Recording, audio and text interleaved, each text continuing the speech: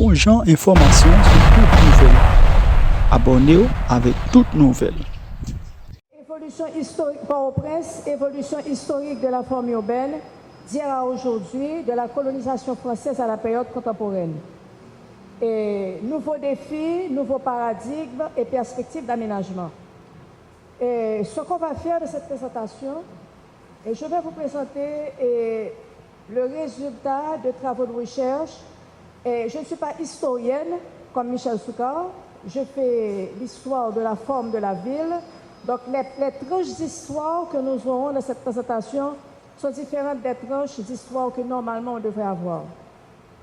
Et je vais aller très rapidement à travers le plan de la présentation. On va parler de Port-au-Prince. Les villes capitales ont une autre dynamique. Ce sont des projets humains de grandes envergures. OK? Elles sont le reflet de l'émergence du référentiel urbain qui est très souvent importé. Donc, ce référentiel urbain est toujours attaché à la culture urbaine et au savoir-faire ancestraux. Nous ne sommes pas capables de prendre au plan ville qui sortit Miami ou bien Paris pour nous venir faire le Port-au-Prince. Parce que ce sont des savoir-faire différents, ce sont des pratiques spatiales différentes, ce sont des cultures différentes. Donc nous allons regarder dans cette présentation comment la forme de la ville de Port-au-Prince a évolué et surtout quelles sont les inégalités structurelles et sociales qu'on retrouve à chaque fois et à chaque période par rapport à dirigeants, par rapport à monde qui tape travail espace, par rapport à monde qui tape contrôler l'aménagement du territoire. Là. Très rapidement, la colonisation française. Alors, à chaque partie, je fais appel aux sources que j'ai consultées. Moreau de Saint-Méry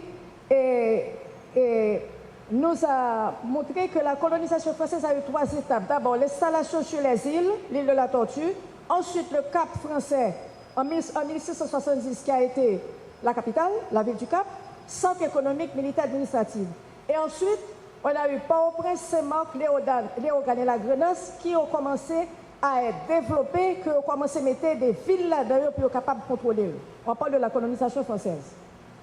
Sur les villes coloniales, qu'est-ce qu'elles vont être? Les colons, qui sont des occupants, ils vont occuper l'espace là, gens que ils vont pour eux, gens que ils tirer profit, et gens que économiquement, ils sont capables de tirer profit pour envoyer tout ça qu'a produit dans la ville vers la métropole. Donc ce sont des postes de commerce, d'échange, des postes stratégiques et militaires.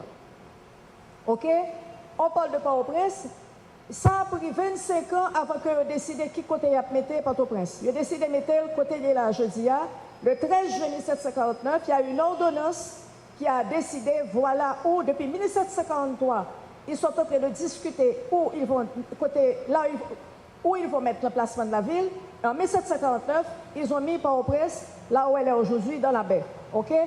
Et ce n'est pas parce que vous aimez que vous mettez Port-au-Prince là, c'est parce que la baie, elle est bien positionnée, elle est connectée directement avec l'extérieur, elle facilite le transport des marchandises. Donc on aura la baie, le port, le tracé de la ville et tout ça que vous avez besoin dans petit coin que vous mettez Port-au-Prince, c'est là que vous pouvez le mettre. OK? Donc c'est le premier, si vous voulez, c'est le premier espace de contrôle territorial de la colonie après le Cap français. OK? Et comme on dit là, c'est un emplacement qui constituait une situation favorable pour les échanges commerciaux externes et internes. OK? Et le décret du roi Louis XV de 1749, ce sont des informations que nous avons tirées de l'Institut de sauvegarde du patrimoine national. Et le décret stipule que la ville de Port-au-Prince a pour fonction essentielle 4 choses. Contrôler et administrer tout le territoire, un lieu d'échange et de commerce, que cet espace doit fournir un environnement sain, salubre et attrayant, ce qui n'a jamais été réalisé dans la ville de Port-au-Prince. Si une ville qui n'avait aucun assainissement, qui n'avait aucune attraction et qui était excessivement sale, c'était la ville de Port-au-Prince sous la colonisation française. OK? Et quatrième point, un lieu de défense de la colonie, donc un centre militaire. Donc, c'est de la France qui a décidé qui genre pour territoire ça organisé. Et pour cause, ça c'est une image de la rade vers la fin du XVIIIe siècle. Et pour cause, quel va être le tracé de cette ville? OK? Le tracé de la ville, c'est un tracé très simple. Il n'y a pas le mettre ville là. côté que Port là est, c'est ce qu'on appelle le schéma colonial d'organisation de territoire. OK? Donc, ils ont divisé la ville de Port-au-Prince en deux villes. La ville marchande, qui sera près du port marchand, avec la place d'Homme, OK? Et la ville royale, qui sera de l'autre côté. Donc, et le schéma qu'on a ici, là, c'est la rue pavée ici, qui départage la ville marchande, qui a la place d'Homme, l'église, le marché, les rues tracées à angle droit, et la ville royale, où on aura l'espace du gouverneur, de l'intendant, avec, ça me capable de dire, tous les équipements de qualité, entre guillemets, de la colonie. Donc ça, c'est le schéma actuel. Et malgré le séisme du 12 janvier, malgré le temps à passer sur cette ville, et ce schéma est resté tel quel. Donc ce tracé urbain, jusqu'à présent, on l'a aujourd'hui dans Port-au-Prince. Ça, c'est la baie de Port-au-Prince avec le tracé des nouveaux équipements qu'on allait avoir au bicentenaire. Ça, c'est le boulevard Harry-Truman. Là, cette partie-là, là, plein ragé, plein fatra, aujourd'hui. Mais ça, c'est le boulevard Harry-Truman qui passe. Il a fait aussi un aménagement paysager de qualité, l'éclairage, c'est-à-dire tout ça qu'on a pensé comme aménagement et urbanisme, nous joignons dans le bicentenaire et jusqu'à présent, il y a des traces et interventions au fond de mer de Port-au-Prince. Ça, ce sont les différents bâtiments. L'exposition internationale amenait différents pays, le Venezuela, l'Italie, Cuba, et chaque pays a un bâtiment que l'architecte a fait. Et dans le bâtiment, ça, chaque pays a fait promotion pays avec culture. C'était ça l'objectif de l'exposition internationale, c'est d'ouvrir le pays aux touristes. Ça, c'est la belle Port-au-Prince, ça, c'est l'ambassade du Venezuela, ça, c'est la fontaine. La journée, la fontaine n'a pas de musique là-dedans. Le soir, fontaine n'a pas de lumière. Et tout autour de la fontaine, et parti ça dans la fontaine là.